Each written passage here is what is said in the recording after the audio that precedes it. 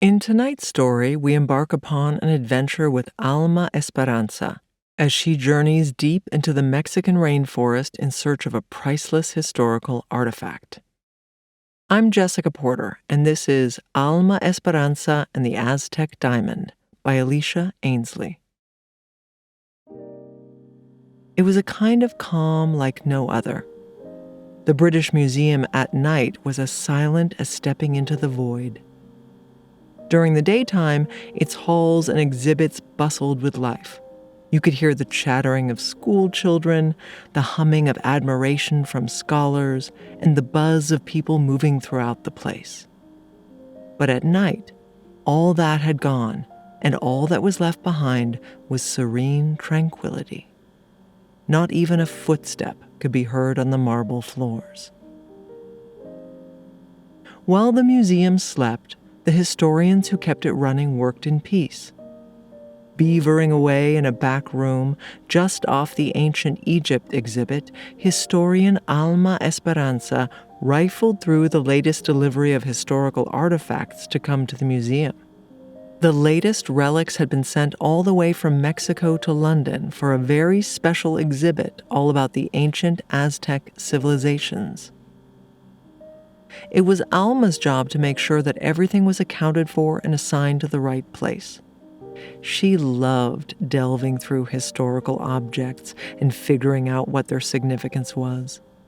Sometimes she would be inspecting Stone Age tools and utensils. Other days she would be handling fossils from the prehistoric era. She had held moon rock in her hand and polished the golden crowns of kings and queens of centuries gone by. She had even gazed inside the treasure chest of an Egyptian pharaoh. Every artifact that came into Alma's office was extraordinary. When she held objects over 1,000 years old in her gloved hands, she felt like she was connected to the past. Thousands of years ago, somebody else held that object, and it had meaning within their life.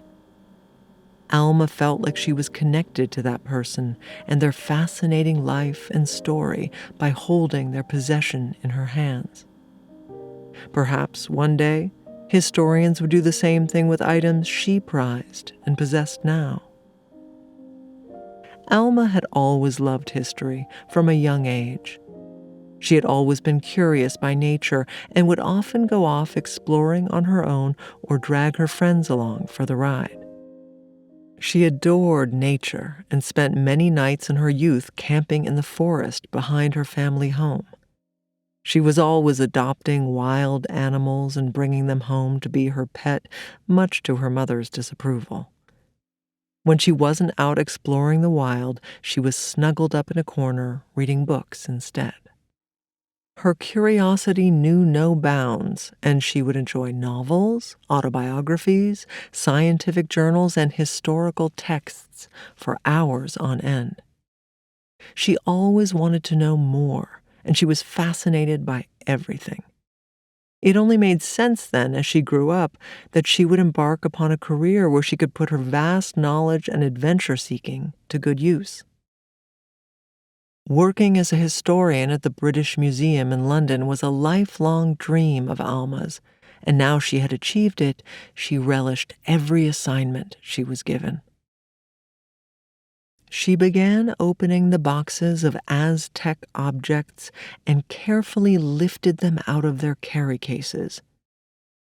Everything was extremely precious and delicate, so she had to be as gentle as possible when moving them.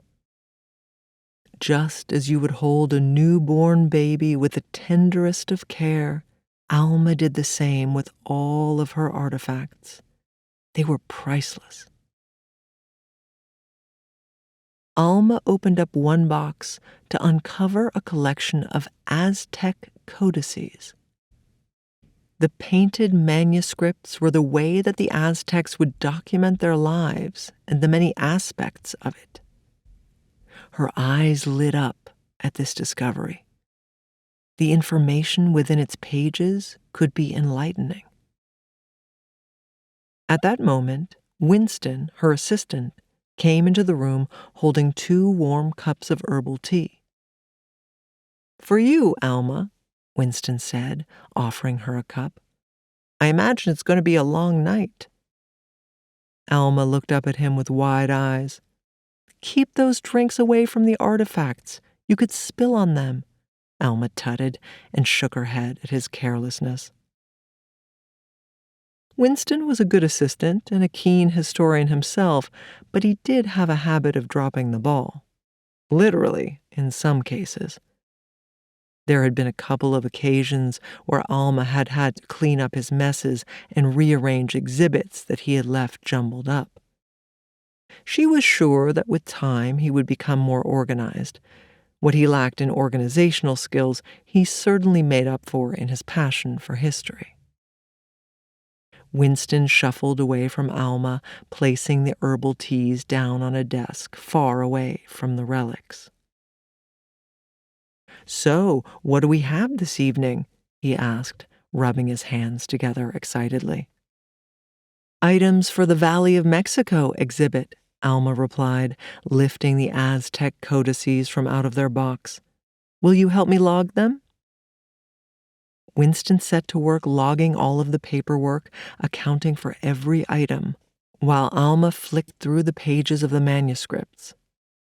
Most of it was stuff she had seen and read before in other texts.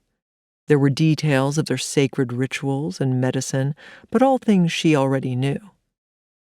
Then she came across a page with a painted image that particularly caught her eye. In the center of the page, a large blue diamond had been painted. It appeared to glow immeasurably, and images of people bowing down before the diamond were dotted around the page. Alma pushed her glasses further up the bridge of her nose and attempted to decipher the pictograms. The Aztecs didn't have a writing system. Instead, they used pictures and symbols to convey meaning. Alma squinted her eyes and scrunched up her nose as she deciphered. Winston noticed Alma's concentration levels increase, but didn't say a word. He left her to it. He knew better than to interrupt when she was on to something. After a while, Alma finally broke the silence. "Winston, come take a look at this. I think these are instructions to find something quite extraordinary." Winston walked over and peered over her shoulder. "A diamond?" he commented. "Not just any diamond," Alma whispered. "From what I have decoded, this diamond was believed to be a fallen star. The Aztecs believed that this diamond fell from the sky and would glow brightly throughout the night to allow them to see in the dark. It was miraculous to them, just like fire was. They believed it was sent down to them from the god of the hunt and stars, Mizcoatl. Look, there he is in this pictogram." She pointed to an image in the top right-hand corner of the page. Alma continued to reveal her findings to Winston, getting more and more enthusiastic as she went on. She explained how the pictograms told of the Aztecs hiding the star diamond when the Spanish conquest arrived on their shores. An internet search proved that no star diamond of its kind had ever been recovered, or at least it hadn't been documented. So perhaps the star diamond was still out there in the wilderness, hidden away and protected from greedy eyes that may seek it. The best part was that this manuscript appeared to explain how to find the diamond. Winston inhaled deeply and sighed out dramatically. "Do you think it could still be out there?" Alma nodded her head and smiled. "Yes, and I think I know just how to find it." That very next day, Alma packed her rucksack and flew to Mexico. the pictograms had directed her to the Lacandon rainforest. As far as she was aware, there were no Aztec or Mayan ruins in the Lacandon jungle that hadn't already been fully excavated and searched. But a rainforest is a big space, and who knows what can be hidden within its depths. If Alma were to find the star diamond here, it might not just be the discovery of the diamond that would be exhilarating. She could become the first person to discover the lost remains of an ancient civilization. She couldn't wait to make her journey. She just hoped that she wasn't too late to find the diamond. This wasn't Alma's first trek to seek out adventures in far-off lands. Alma had a habit of jetting off on wild goose chases around the world for the museum. She was resourceful and knowledgeable, and she was able to think on her feet and adapt to the elements. Plus, she was athletic and quick-witted, so she could easily get herself out of any scrape. She carried her rucksack and tent on her back as she strode through the rainforest in her bulky mountain boots. She pushed her way through hanging vines, climbed over fallen trees and under low branches, waded through trickling brooks, and dragged her boots through sludgy mud. Some people might find this sort of a trek challenging, but Alma thrived in this sort of environment. She loved being in nature. In her early 20s, she had worked as a hiking guide alongside her studies and had grown accustomed to being out in the wild. She had always been a thrill seeker and was always traveling to new places and new countries, picking up valuable skills and learning how to survive in the wilderness. In comparison to some places she had been, this rainforest was easy to maneuver. After hours of trekking, Alma came across a large, cascading waterfall. The towering trees of the rainforest had parted to create a clearing where the sun shone in and bounced off the surface of the clear blue waters that had pooled into a deep, small lake. A small, sandy shore sat at the side of the water, and Alma placed her rucksack down on the sand and untied her boots. As soon as she set foot into the refreshingly cool waters, she felt a rush of calm wash over her body. It was as if all of her worries and troubles had suddenly melted away into the water, leaving her feeling completely free. She waded further out until her waist was covered, and she began to swim out towards the waterfall. The cool waters swirled around her body and carried her with ease. She felt as light as a feather, like she could float away on the breeze. She turned herself over and took up the shape of a starfish, allowing herself to float on the surface and gaze up at the sky above. A couple of birds flew over the clearing, letting out a sweet song into the air. Aside from that, all she could hear was the gentle sloshing of water in her ears and the soft buzz of the waterfall. When she reached the bottom of the waterfall, she ducked underneath it and allowed the flowing water to rush through her hair. The spray from the water refreshed her face, and she delighted in the feeling of it on her back and shoulders. It felt like firm hands massaging her and releasing all of the tension from her body. After several minutes of enjoying the refreshment of the water, she felt rejuvenated and made her way back to the shore. There was only so long she could enjoy the luxuries of the rainforest. She had an important mission on her hands. Hours later, Alma had walked for miles into the depths of the rainforest, and night was beginning to settle in. She would have to set up camp and wait for the morning to continue on her journey. She was grateful for the oncoming of night. It forced her to relax and wind down. She was growing weary from all the walking she had done, and she gladly set up her tent and retreated inside for the night. Alma laid there in the dark, snuggled up warm in her sleeping bag, and listened to the ambiance of the rainforest. It had begun to rain, and the soft pitter-pattering of raindrops on her tent was soothing. It wasn't long before she was fast asleep, with only the sound of the rain to keep her company.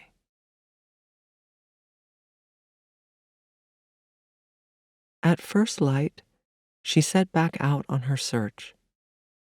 She didn't know exactly where the star diamond would be, as the Aztecs had kept it hidden away expertly for centuries. There were ruins within the forest that everyone already knew about, and they were popular tourist attractions. But if the star diamond had been discovered there, then the whole world would know about it. Strangely, it seemed as though Alma and her assistant, Winston, might be the only people who knew about this ancient relic. She would need to journey deep into the Lacandon jungle if she was to have a chance of discovering something new.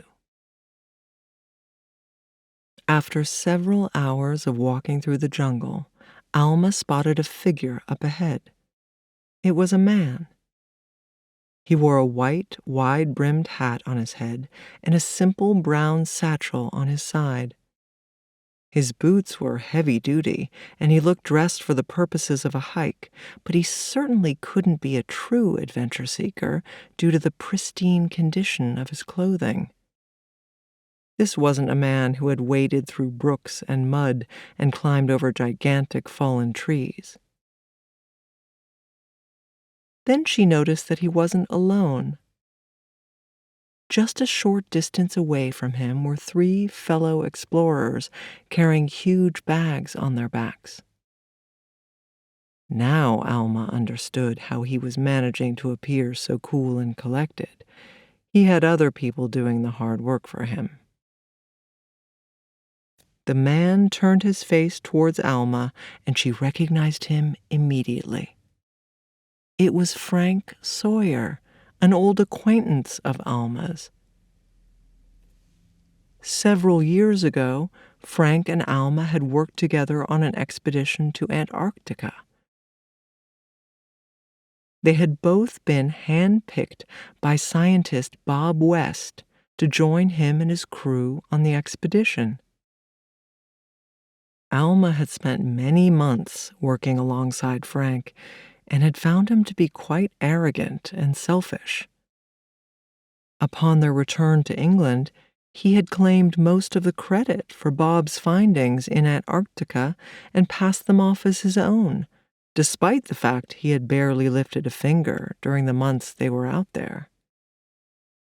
It made sense that Frank would be out here with a team of lackeys doing all the dirty work for him. "Alma Esperanza, is that you?" he called out through the trees. Alma grimaced and held up her hand in a vague way. "Yes, it is. Long time no see, Frank," she replied. Frank chortled with delight and trudged his way towards her with his arms outstretched. "How strange that I should bump into you out here," he exclaimed in his haughty voice as he embraced her in a half-hearted hug. Alma and Frank had been far from friends during their time working together, but she supposed that false friendliness and chivalry were always better than obvious disdain and awkwardness. "What on earth brings you out here, and on your own?" Frank asked with a raised eyebrow and a sly look in his eye. Alma knew better than to tell Frank that she was searching for an ancient, priceless Aztec diamond. He would never rest until he had found it and taken all the credit for himself. He might even keep it or sell it on the black market. Frank wasn't to be trusted with information so precious. Instead, Alma simply said that she was exploring and enjoying the rainforest for its beauty and serenity. Frank didn't look convinced by her story, but he shrugged his shoulders and took the opportunity to boast to her. He told her about how he and his team of assistants had been hired to observe and research a rare bird that lived in the rainforest and was of great interest to the Nature Conservancy. It was certainly a great honor to be trusted with such a task, Alma thought, although she wondered just how much of the work would be done by Frank and not by his team of assistants. Alma bid Frank and his team farewell and cast off in the opposite direction. She didn't want Frank to have an opportunity to follow her and discover what she was really here for. After a while, Alma settled into her pace again. She had been walking through the forest for hours and hadn't come across anything of interest besides spotting a couple of monkeys in a tree and admiring a smattering of stunning orange butterflies resting on a bed of flowers.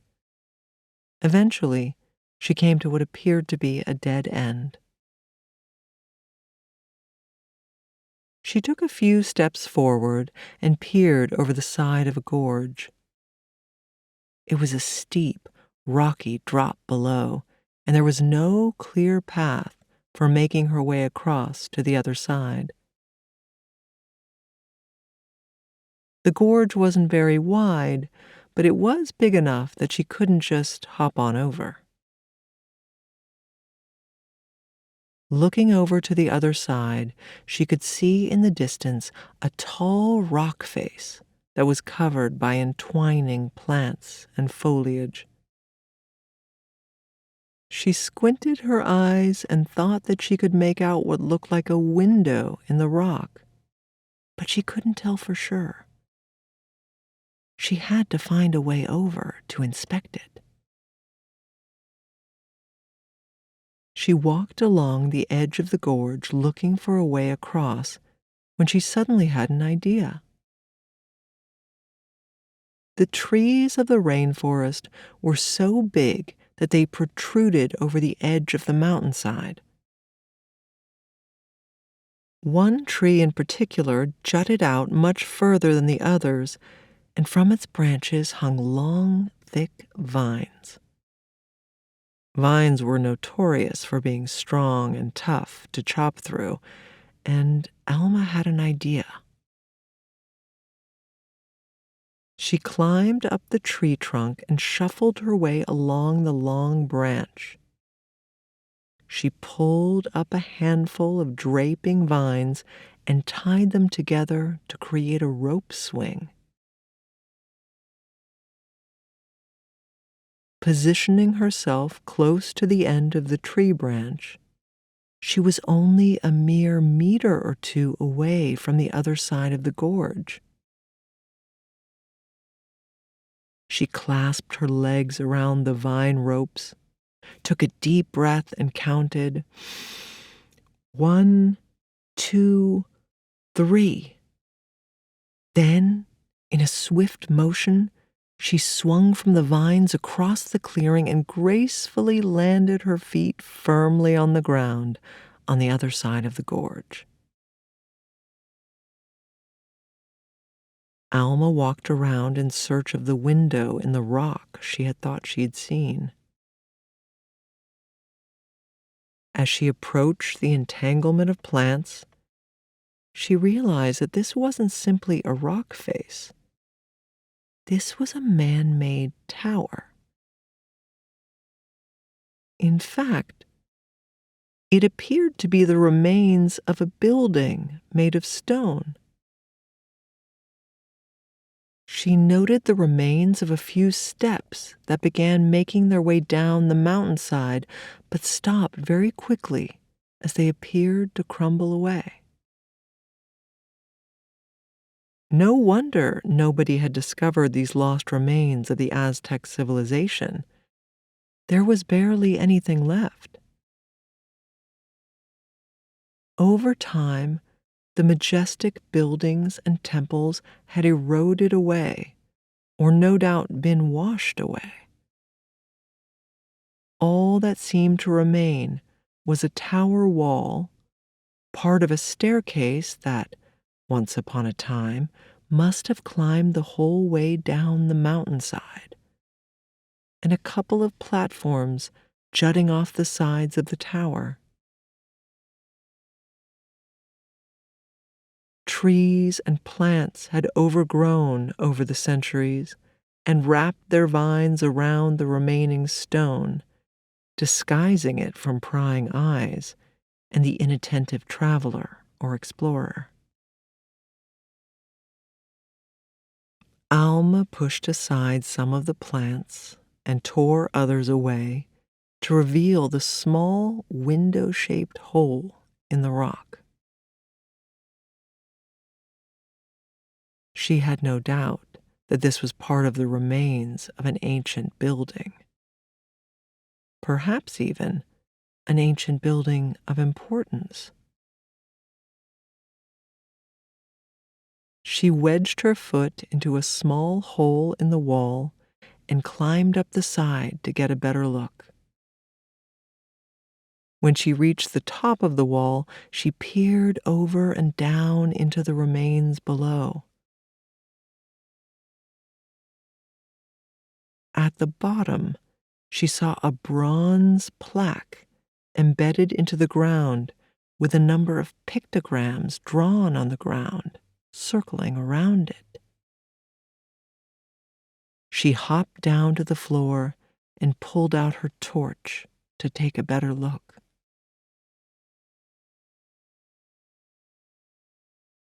Ancient Aztec pictograms had no concrete meaning to them. They were left up to the writer and the reader to decipher their meaning. Alma shone her light on each picture. There was a clear picture of the moon and stars.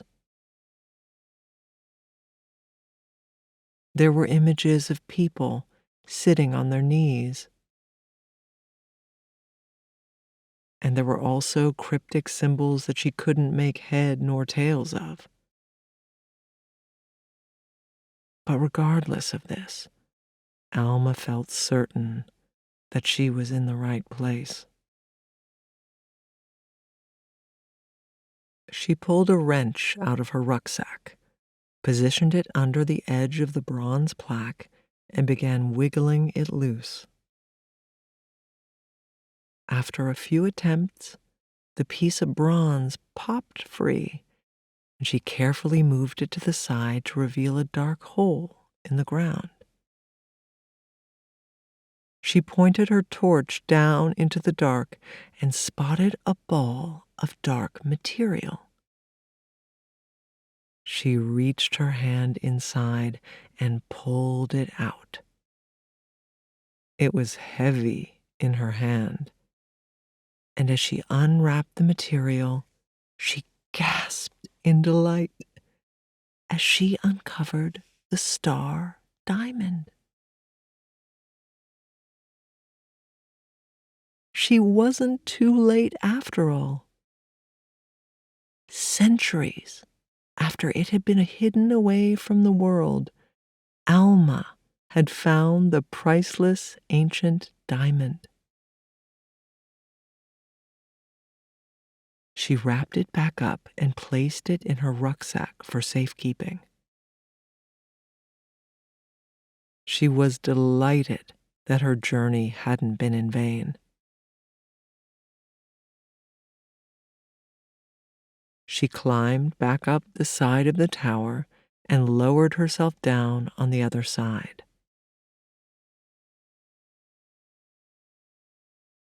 The day was drawing to its end, and night was beginning to fall across the Lacandon jungle. There was nothing more she could do for today but wait until morning to continue her mission to transport the star diamond safely to the British Museum where it would be protected.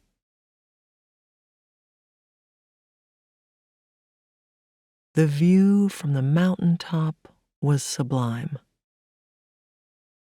She dangled her legs over the side of the rock face above the gorge and placed her rucksack carefully on the ground next to her.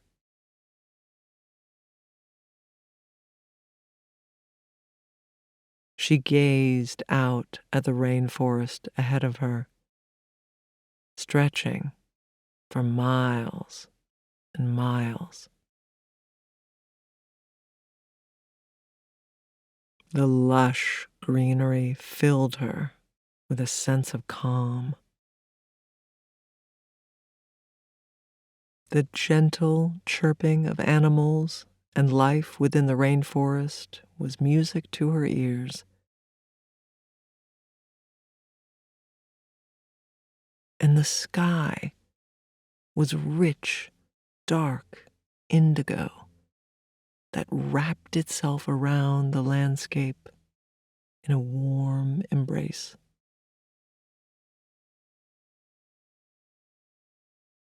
The moon sat proudly in the night sky, and the stars twinkled and shone brighter than any Alma had seen before. It was a truly tranquil scene.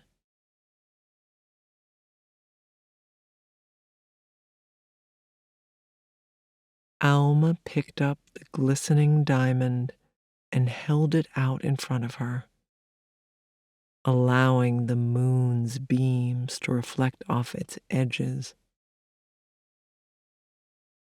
It glittered and shone in the silver beams of light, and Alma could see why the ancient civilization had believed this gem to hold ethereal powers. It was a huge diamond that would easily be worth millions of pounds.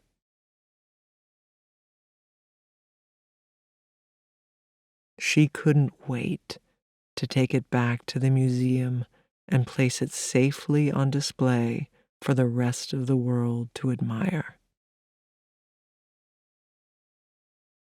Although she had a feeling that without the moon's natural beams lighting it up in the dark, the tourists that descended on the museum daily would be unlikely to have the opportunity to admire it for its true beauty and uniqueness.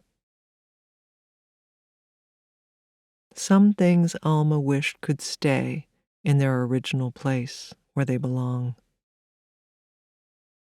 But she knew that if she didn't take care of the star diamond, then somebody else would find it and use it for monetary gain.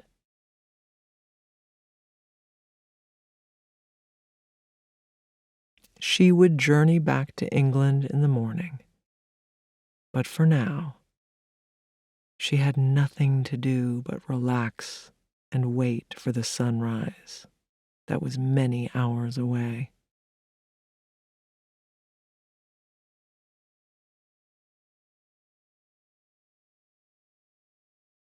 She set up her tent on the mountainside and lay down in her sleeping bag with the star diamond tucked safely inside with her.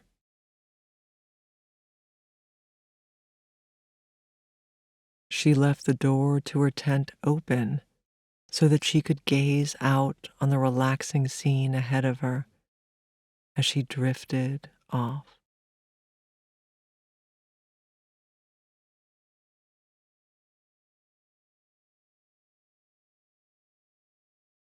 There was nothing better than enjoying a good night's sleep in the midst of nature, with the sounds of the rainforest lulling her into slumber.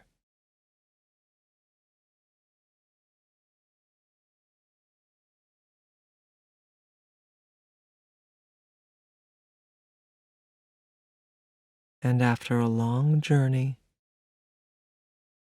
and a great adventure, there was no better reward than that of sweet, deep sleep.